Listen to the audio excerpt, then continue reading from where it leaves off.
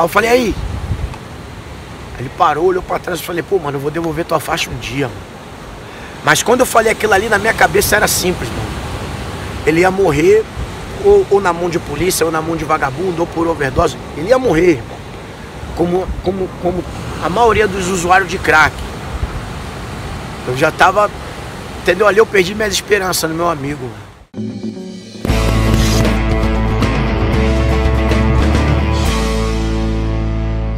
Eu sempre fui muito amigo do Tererê, desde criança, né? A gente cresceu lá na igrejinha, no Morro do Cantagalo, jogando futebol, soltando pipa. Coisa de moleque, né? De favela. E a nossa família também tem uma amizade assim, muito forte. Ou seja, eu e o Tererê, a gente sempre teve uma história que, depois de muitos anos, eu comecei a ir prestando atenção. E uma dessas vezes, eu estava no Brasil, treinando para o Campeonato Brasileiro. E eu subi na rua Sá Ferreira. Antigamente, o pessoal que usava crack ficava lá na ladeira, né? Uma área ali em cima do túnel. E eu vindo da academia do mestre Ricardo Vieira, depois do treino da noite, vi o Tererê lá embaixo. Tava chovendo até. Aí eu, e aí, mestre, tá fazendo o que aí? E tal, aquela conversa, né? Não, tô aqui com os amigos. Eu vi que ele tava com a rapaziada que, né, que usava crack, ele tava lá com todo mundo. Eu não vi ele usando diretamente nesse dia, mas ele tava lá naquele local. E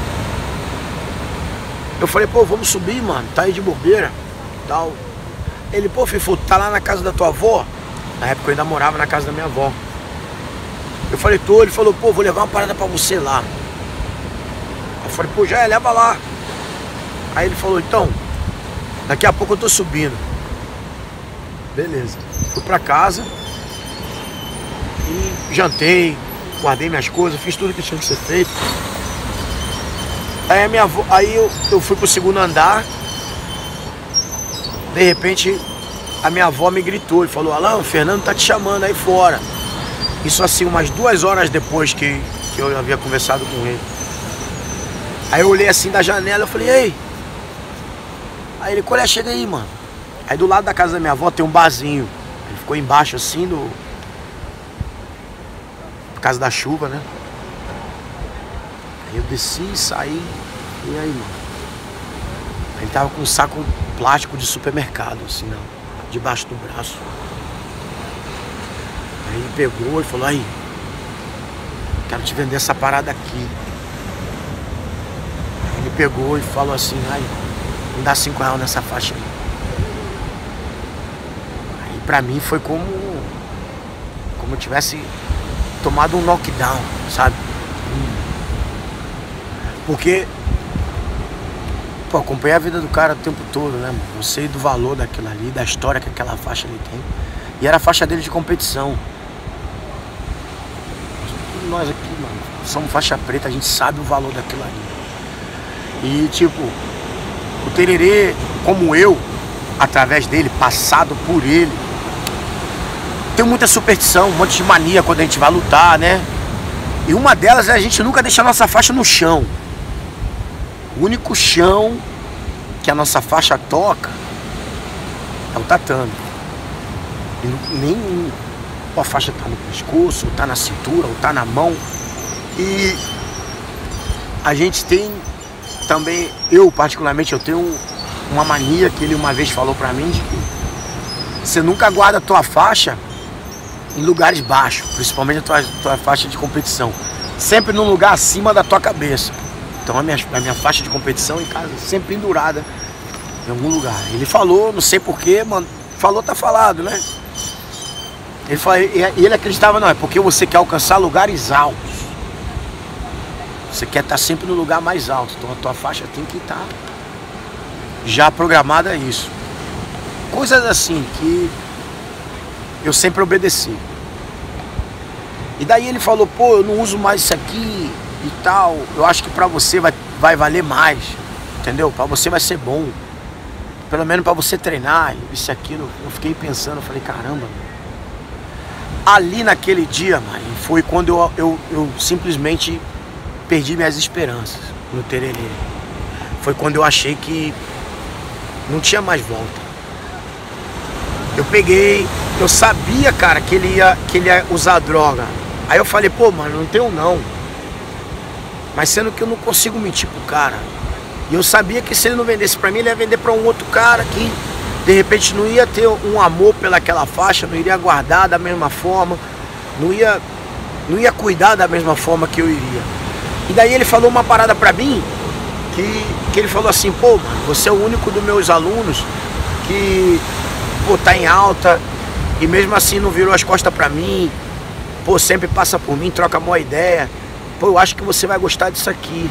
Pô, mano, aí partiu meu coração, eu peguei 5 contos, dei pra ele. Aí peguei a faixa assim, ele falou, pô, valeu. Apertou minha mão e começou a subir assim, meio no trote, as escadinhas, pá. Já ia em direção a outra parte da favela. Aí eu falei, aí. Ele parou, olhou pra trás e falei, pô, mano, eu vou devolver tua faixa um dia, mano. Mas quando eu falei aquilo ali, na minha cabeça era simples, mano.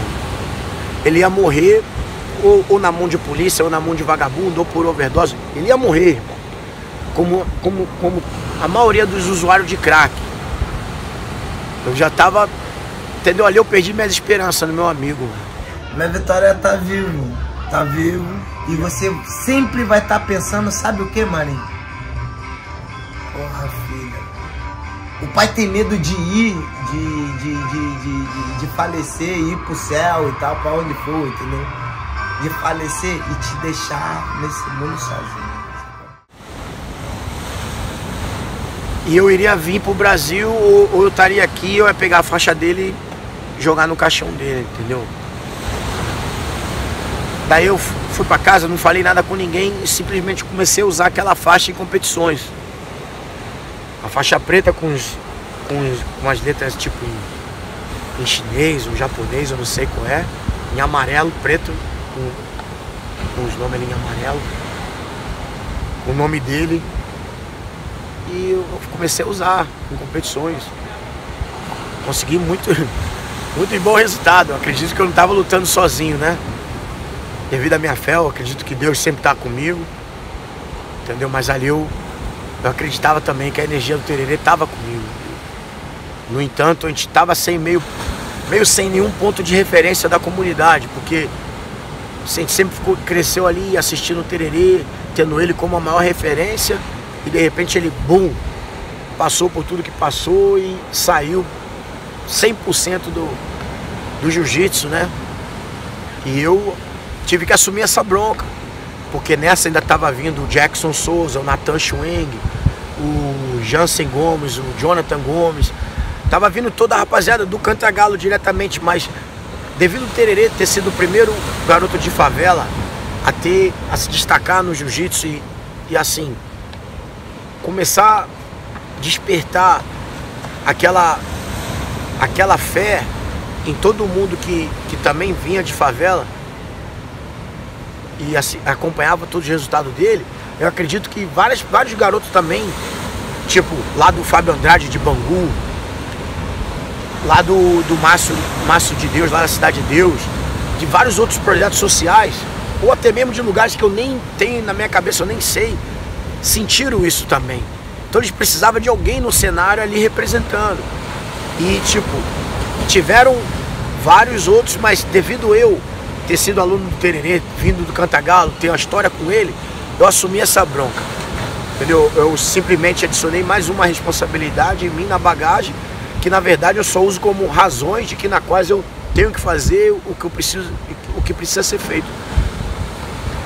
Então eu fiquei muito surpreso quando um dia falaram assim: FIFO, a polícia ocupou o morro, o PP, e o tererê estava tendo muito problema com eles. O tererê decidiu ir para a clínica. A família dele já estava tentando 1 milhão de vezes, mas o tererê não queria a ajuda de ninguém. Um dia ele quis ser ajudado, então foi.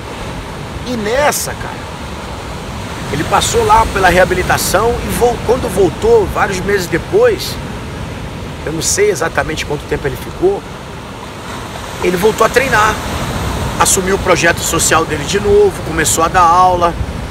Os alunos deles antigos começaram a voltar de novo para treinar com ele. Então, eu fiquei muito feliz. Eu não estava em momento nenhum pensando em competição, ou eu estava na mesma categoria do Tererê, eu era checkmate, o Tererê era aliança. Em momento nenhum, isso nunca nem passou pela minha cabeça. Até que eu vim para o Brasil, cerca de 8 anos depois, que ele me deu a faixa, que ele vendeu a faixa para mim, ele já estava treinando. E falaram para mim que o Tererê ia lutar o campeonato europeu. Eu vim pro Brasil exatamente para me preparar pro europeu. Encontrei com ele na ladeira do morro. Eu saindo do treino e ele vindo. Eu tava subindo a ladeira, ele tava descendo a ladeira do Brizolão. A gente acabou se encontrando. Aí se abraçamos, paramos lá na ladeira. Aí fizemos aquelas coisas antigas, né?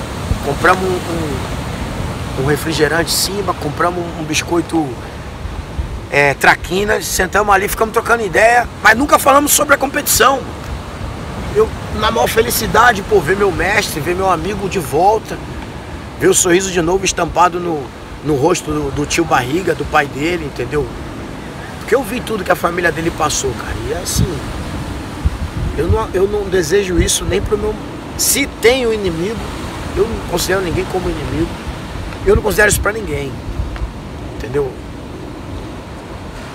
Eu não desejo isso pra ninguém, porque a família sofreu muito, entendeu? Então eu vi aquela transformação, o Tererê conversando de novo bem, estando forte. Pô, vi o Tererê com 67 quilos, irmão. Negão grande pra caramba, forte pra caramba, derrubou o Roger Gracie, entendeu? Foi campeão mundial finalizando Marcelinho Garcia, porra, raspou o pé de pano. Entrou pra lutar no Mundial na categoria lá do Fabrício Verdun, fez aquela guerra lá com ele na final. Eu vi o cara pesar 65 quilos, sem cor, cinza, parceiro. Saiu fogo. Depois de certo tempo eu vi, eu com esperança de... Eu tinha esperança até que ele vendeu a faixa pra mim. Eu perdi minhas esperanças, achei que o cara fosse morrer. E eu ver o meu amigo ali de novo, pra mim, cara, é difícil até de dizer, entendeu? Porque eu tava muito feliz, mano. Essa era a verdade, eu estava muito feliz. A gente nunca falou nada sobre a competição. E saiu a lista, vi os nomes lá. Eu fui para Portugal um pouco antes. O Tererê chegou bem depois. Mas o clima estava muito tenso. Na Europa. Pô, várias pessoas mandando mensagem para mim, perguntando: e aí, vai lutar? Porque a chave tinha saído já. E todo mundo viu que o Tererê estava do meu lado. A gente ia só se encontrar na semifinal. E assim, eu não quis falar nada pra ninguém, tá entendendo, Mari? Porque eu não quis ouvir opiniões de ninguém. A decisão era minha. Se o meu patrocinador não gostasse, se o meu professor ou minha equipe não gostasse, ou minha família não gostasse, pra mim, velho,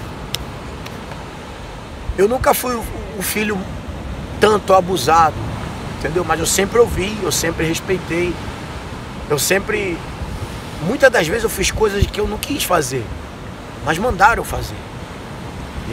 Se alguém está acima de mim de alguma forma, tem alguma hierarquia, precisa ser respeitada, entendeu? Mas dessa vez eu não quis ouvir ninguém, era a minha decisão. Então eu já sabia que eu nunca lutaria com o Tererê. Eu não quis falar para evitar, entendeu? Conversa fiada, disse-me disse. Eu já tinha minha mente já estava decidido, mas eu não falei pra ninguém. E eu também sabia que eu não estava de cara com o Tererê. Eu tinha lutas a ser feitas e ele também. A gente não sabia nem se isso iria acontecer ou não. Mas eu já estava preparado para que, se acontecesse, a minha decisão era não lutar. Chegou o dia da competição, a gente tá lá se aquecendo e tal, aí a gente não trocou ideia mais. Lá a gente não conversou mais. Entendeu? Eu tava me aquecendo meio isolado, ele estava meio isolado. E era assim, tudo que ele fazia, todo ritual, eu repetia do outro lado, que era tudo que ele tinha me ensinado. E eu lutei primeiro. Eu fiz uma luta, aí finalizei. Quando eu tô saindo, ele tá aqui, ó, pra entrar.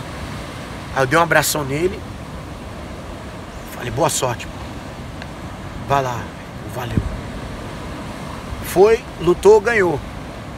Aí chegou a hora. Aí chegou a hora. Aí todo mundo tava só esperando. Era a arena antiga ainda, onde a gente sempre fez nossas filmagens lá. Aí passou, deixaram a gente sofrer com a ansiedade, né? Com o nervosismo. Até que anunciaram. Semifinal da categoria médio. Faixa preta adulto. Fernando Tererê, Fernando Augusto da Silva, Alano Nascimento. Ringue e tal. A arena tava lotada, não dava pra andar. No dia de faixa preta, você sabe, é lotado lá e só tem um lado que tem arquibancada. Ficou um silêncio, mesmo, fora do normal.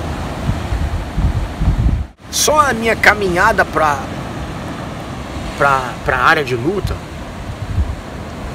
eu já vi muita gente com o olho cheio de lágrimas. Porque todo mundo que acompanha a minha história sabe que o Tererê foi uma pessoa assim com muita influência. Grande parte da minha história partiu dele. E eu tava ali agora, andando para entrar na área de luta contra o meu mestre. Entendeu? Quando eu entrei para lutar, chamou a gente assim, a gente entrou, o juiz era o Anjinho. Quando ele veio, a gente entrou no tatame, eu fui apertar a mão do juiz e falei, não vai ter luta. Eu notei nele que ele teve uma expressão de tipo, de alívio. E no olhar dele eu vi que ele falou pra mim assim, essa foi a decisão mais inteligente que você tomou. Eu tirei a faixa que eu tava usando, devolvi pra ele, dei uma vitória pra ele, o juiz deu uma vitória pra ele. E saindo assim eu falei, cara, eu não fiz isso porque eu tô com medo de você, porque você mesmo sempre falou que eu não devia ter medo de ninguém. No entanto, botou pra brigar com um monte de gente, porque pessoas falavam que eu fiquei com medo. Você fazer eu voltar lá e sair na mão com os caras. Aí falei até o nome de um cara que ele... Eu falei, eu não tô com pena de você, porque você passou por tudo que passou e agora tá aqui, deu a volta por cima. Daí o Tererê me abraçou e falou, pô, obrigado pela oportunidade. Eu sei que eu magoei muita gente quando eu tava envolvido com droga. Fiz minha família sofrer muito e tudo que eu quero agora é uma oportunidade de poder mostrar pra eles algo diferente. E assim, lutar contra o Tererê, cara, eu acredito que se eu tivesse feito isso, hoje eu não estaria mais no jiu-jitsu. Porque eu tenho um peso na consciência muito grande, eu não ia conseguir viver com isso. Você cumpriu a sua palavra, a minha palavra. Promessa. Eu vou te devolver essa faixa um dia. Eu jamais, como eu falei, eu não podia imaginar, cara. Eu tava muito surpreso, eu tava muito feliz, eu tava muito envolvido com aquele momento ali, porque tinha muita coisa envolvida naquilo. Inclusive eu achar que ele iria morrer e eu devolver a faixa dele no caixão. Finfou, irmãozão, sem dúvida, cara, só história cabulosa, só história de superação, independentemente do protagonista, só história que realmente é inspiradora, meu camarada. Marinho, eu que agradeço, cara, e como eu havia dito, a única tristeza que eu tenho é que depois que eu vi toda a repercussão que esse lance da faixa lá no Campeonato Europeu pro Tererê criou, né, na comunidade do jiu-jitsu mundial toda, a única tristeza que eu tenho é que aquele ano foi exatamente o primeiro ano que você não estava mais fazendo a cobertura do Campeonato Europeu em Lisboa. A gente fez, inclusive, uma matéria muito legal, você e Rodolfo, no Europeu 2012, e esse lance da faixa aconteceu exatamente no ano seguinte. Entendeu? Eu acredito que teria sido muito mais maneiro para toda a comunidade se você estivesse lá, com certeza. Porra, Finfo, nem fala de uma coisa dessa, cara, porque eu vendo tudo isso, escutando as histórias todas, vendo, realmente só tem o registro, é uma foto. E com uma foto só, ou seja, um frame, uma fração de segundo, eu já me arrepio todo e eu me motivo, eu me inspiro nessa história. Gostaria muito de estar lá para poder contar para o mundo inteiro. Pô, eu acredito que se tivesse se você tivesse lá, assim, a maneira que essa história ia ser passada aqui pra galera do Brasil, pô, não tem nem palavras. Mas agora tem filme, Finfo. Agora tem filme. O filme tá vindo aí e espero que os caras consigam representar, vamos dizer assim. Porque eu sei que se tivesse na mão do Marinho, como representou várias vezes, não teria nem o que falar, não teria preocupação nenhuma. Mas, vamos lá, eu acredito muito no potencial da galera toda que trabalhou no filme. Eu sei que a galera toda se entregou de corpo e alma e os resultados vão aparecer. O filme vai transmitir uma mensagem muito forte pro mundo todo. Ô, Finfo. Valeu, Marinho. Tamo junto, irmão. É nóis.